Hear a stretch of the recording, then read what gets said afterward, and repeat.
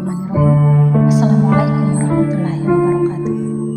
Hari ini hari ke-24 Rabiul Akhir tahun Hijriah, dan kita baca Quran surat Al-Fatihah, Quran surat Al-Jasyah, Quran surat Al-Ahqaf, Quran surat Muhammad, dan Quran surat Al-Fatir. Topik kita masih seperti kemarin, dan subtopik kita hari ini adalah perang yang adil dan hukum internasional. Rasulullah SAW menggambarkan malhamah sebagai malahim, yaitu serangkaian perang-perang kecil yang akan menuju malhamah atau perang besar. Perang yang sedang populer saat ini adalah intervensi militer Rusia terhadap Ukraina. Apakah ini perang yang adil menurut hukum Allah? Kita lihat. Ukraina adalah negara yang berbatasan langsung dengan Rusia, yang dulunya adalah wilayah Rusia, yang sengaja didirikan Zionis untuk menciptakan permusuhan terhadap Rusia. Ada beberapa wilayah Ukraina yang tidak setuju dengan penyerahan ini. Karena itulah mereka sering memberontak terhadap pemerintah Ukraina, dan mereka selama ini mengalami penindasan oleh militer Ukraina. Mereka adalah orang-orang yang berbahasa Rusia di Ukraina.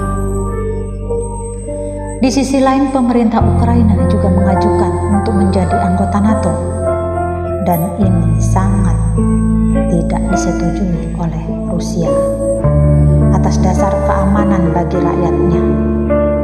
Tapi Zionis menyatakan tidak. Ukraina mempunyai hak untuk bergabung dengan NATO.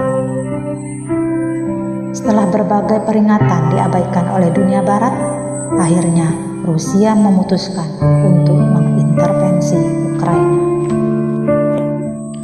Rusia mengirim sekitar 300.000 pasukan ke Ukraina, dan akhirnya Rusia berhasil membebaskan 3 wilayah Ukraina dari penindasan militer Ukraina selama ini.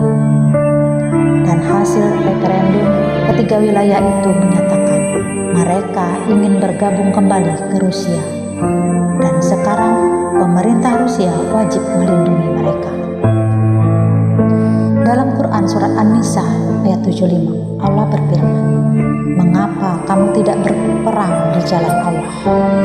Dalam artian untuk membebaskan orang-orang yang tertindas, di mana mereka tidak mampu untuk melawan penindas, seperti yang terjadi di Palestina saat ini. Inilah yang dilakukan Rusia terhadap 3 wilayah Ukraina.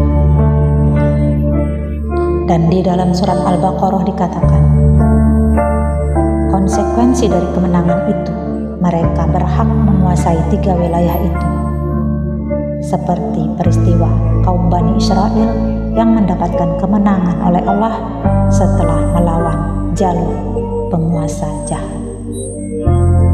Jadi menurut hukum Allah, ini adalah perang yang adil. Lalu bagaimana menurut hukum internasional yang dikeluarkan oleh PBB? Dalam piagam PBB, mereka menyatakan bahwa integritas teritorial wilayah adalah sakral, dalam artian mutlak milik negara Ukraina. Jadi, setelah referendum selesai, kita akan melihat eskalasi perang yang masif dan signifikan di Ukraina, karena sesungguhnya kekuatan peradaban Barat ada di belakang Ukraina, dan ini adalah jalan jelas menuju perang nuklir. Wallahu a'lam bishawab.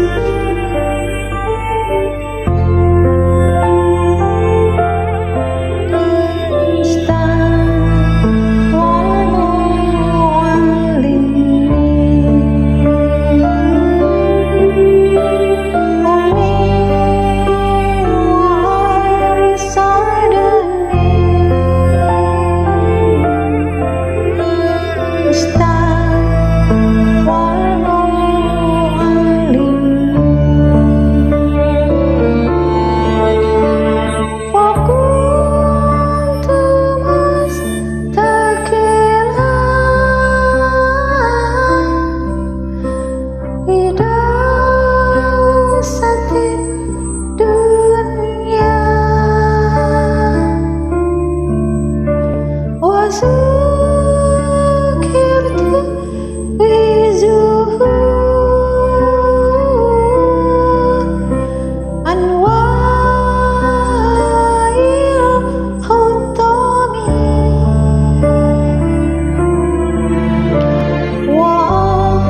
ونذر نعمة من ربنا كبرى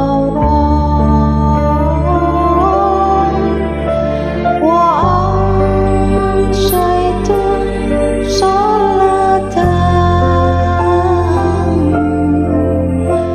كذا ولم أزل قد